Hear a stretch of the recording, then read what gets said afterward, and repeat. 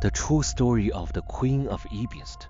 In the previous chapter, Caesar demoted Octavian to the frontier, and the turmoil in the court seemed to have come to an end for the time being.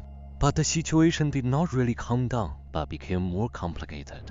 Antony already had a family, and the relationship between Caesar and the Queen was still tense and cold. The turmoil caused by Octavian in recent years made Caesar no longer as high-spirited as before. He began to doubt his judgment, and even felt that he was not as wise as Antony. The Queen's eyes seemed to fall on Antony more often. She was still calm and strong, as if everything was under control, but he gradually fell into depression, and his illness became worse. Finally, Caesar decided to hold a family meeting to lay out all the hidden pains. In addition to Antony, those who attended the meeting included his wife, Octavian's sister, and several children. At the beginning of the meeting, Antony's wife couldn't help crying.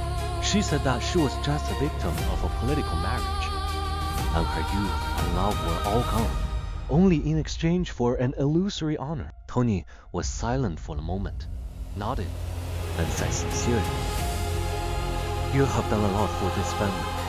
I always remember. I still love you. But you can't stop me from loving her." The she he was talking about was the Queen. The Queen listened quietly, her face unchanged, and then said to Caesar, "You are the strongest warrior and ruler of this area. You know, I am not good at lying. I remember the oath we made when we were young, and I also remember that you led me to break through the siege of fate time and time again. Your image in my heart will never be replaced by anyone."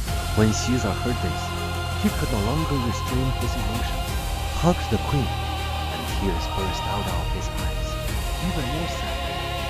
Antony also came forward and said, "I have respected you as a brother and role model since I was a child. You dare to be the first in the world, and you're always the first to stand up in times of crisis. If it weren't for you, I wouldn't be here today.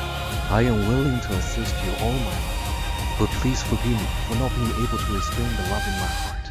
Caesar was silent.